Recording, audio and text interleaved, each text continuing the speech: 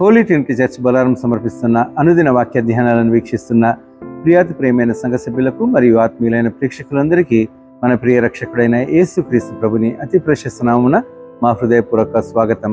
ఈనాటి మన daily Bible డివోషన్స్లో మన women's fellowship secretary doctor Mrs P Pramila Vivekananda గారు అందించే దైవ సందేశాన్ని విందాం. ప్రభువునందు స్థిరులయునుడి, stand fast in the Lord. ఈ అంశంపై వారు సందేశాన్ని అందించక మునుపు ఈ భక్తి గీతాన్ని విందాం. అపరాధిని యేసయ్యా కృప చూపి బ్రోవుమయ్యా,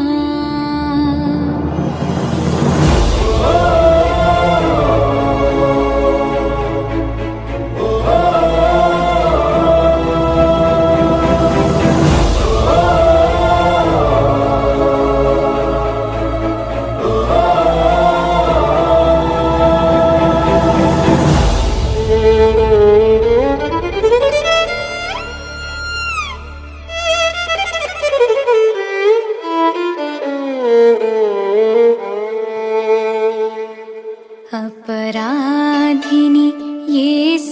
యేసయ్యా కృప చూపి బ్రోవుమయ్యా, అపరాధిని యేసయ్యా కృప చూపి బ్రోవుమయ్యా, నిపమించకయే నీ కృపలో అపరాధములను క్షమించు, నిపమించకయే కృపలో అపరాధములను క్షమించు, అపరాధిని యేసయ్యా కృప చూపి బ్రోవుమయ్యా.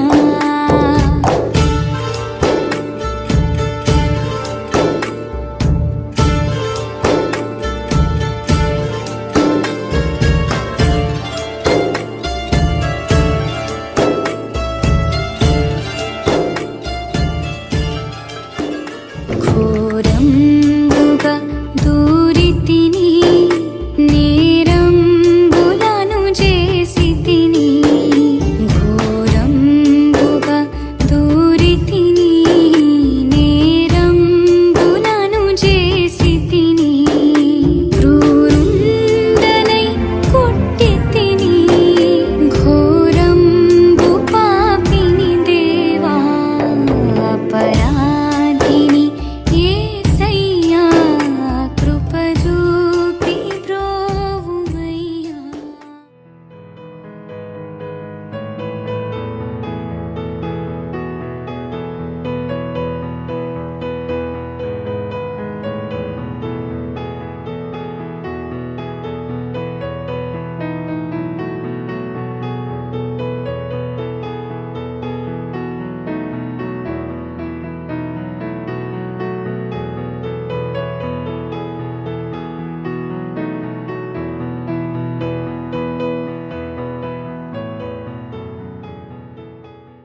ఈ ఉదయకాల ధ్యానం వీక్షిస్తున్నటువంటి సంఘ సభ్యులకు, ప్రేక్షకులకు ప్రభువైన యేసుక్రీస్తు నామమున శుభములు. ఫిలిప్పీయులకు రాసినటువంటి పత్రిక 4వ అధ్యాయం 1వ వచనం. కావున నేను అపేక్షించిన నా ప్రియ సహోదరులారా, నా ఆనందమును నా కిరీటమునై ఉన్న నా ప్రియులారా, ఇట్లు ప్రభువునందు స్థిరులై ఉండుడి. చిన్న ప్రార్థన చేసుకున్నాం. కృపమయ దయగల తండ్రి, పరిశుద్ధుడ మహోన్నతుడ, మీకు స్తోత్రములు. తండ్రి, ఉదయకాల ధ్యానాన్ని ధ్యానించుతుండగా మీ యొక్క శక్తిని ఆధ్యాత్మికంగా మమ్మల్ని బలపరచమని, స్థిరులుగా చేయమని మా ప్రభువైన యేసుక్రీస్తు పెట్టుకొచ్చున్నాం తండ్రి. ఆమేన్. రోమా సామ్రాజ్యంలోని మాసిదోనియా ప్రాంతంలో పౌలు స్థాపించిన తొలి సంఘము ఫిలిప్పీ సంఘము. పౌలు చెరసాలలో నుండి ఈ పత్రికను రాశాడు. ఫిలిప్పీ సంఘంలో అనేక మంది చేర్చబడి ప్రభువైన యేసుక్రీస్తును సొంత రక్షకులుగా అంగీకరించారు. అంతేకాకుండా బాప్తీసం, వాక్యానుసారంగా బాప్తీసం కూడా పొందారు. దేవుని సంఘముగా పిలువబడుతున్న వారికి నేర్చుకొనవలసినటువంటి కొన్ని సత్యాలను అపోస్తలుడు పౌలు తెలియచేస్తూ ప్రభువునందు స్థిరులై ఉండుడి అని సంఘానికి ఒక సందేశాన్ని ఇస్తూ ఫిలిప్పీ పత్రిక 4వ అధ్యాయం 1 నుంచి 6 వచనాల్లో కొన్ని ఆధ్యాత్మిక సత్యాలను ప్రతిపాదించాడు. ఫిలిప్పీ పత్రిక 4వ అధ్యాయం 2వ వచనంలో ప్రభువునందు ఏక మనసు కలవారై ఉండుడని ప్రతిమాలు కొనుచున్నాను. సంఘం అనగా యేసు రక్తం ద్వారా కడిగినటువంటి కడిగినబడినటువంటి సమూహం. సంఘంలో ఉన్నటువంటి వారందరూ క్రీస్తు శరీరంలో అవయవములై ఉన్నారు. అందుకే 1 కొరింథీ 12వ అధ్యాయం 20వ వచనంలో కూడా మనము గమనించవచ్చు. అందుకే దేవుని కార్యాల పట్ల ఏక మనసు, దైవజనులతో ఏక మనసు, విశ్వాసులతో ఏక మనసు కలిగి ఉన్నప్పుడే సంఘము వర్ధిల్లుతుంది. అందుకే అపోస్తల కార్యము 2వ అధ్యాయం 1-4వ వచనంలో దేవుని బిడ్డలు పెంతెకోస్తు పండుగ దినమున ఏక మనసుతో వారు ప్రార్థించుట ద్వారా పరిశుద్ధాత్మ దేవుడు వారి మీదకి దిగి వచ్చుట వలన ఎన్నో అద్భుత కార్యాలు, ఆశ్చర్య కార్యాలు జరిగాయి.